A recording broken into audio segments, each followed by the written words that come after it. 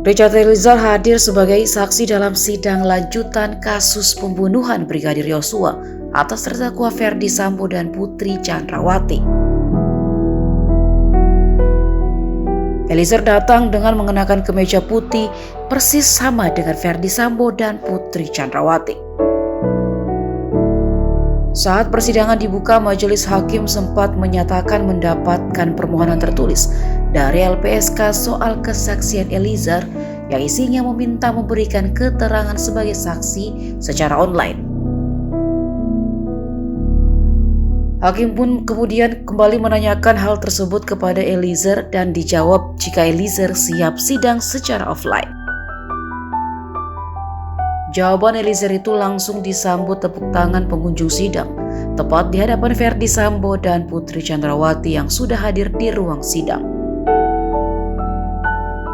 Jalannya sidang kali ini dipenuhi dengan emosi, baik dari pihak Eliezer, kuasa hukum Ferdy Sambo hingga jaksa penuntut umum. Bahkan beberapa kali Sambo tampak menunjukkan raut wajah emosi hingga menggelengkan kepalanya mendengar keterangan Eliezer yang sangat berani menjawab tegas ataupun membantah tudingan kuasa hukum Ferdy Sambo.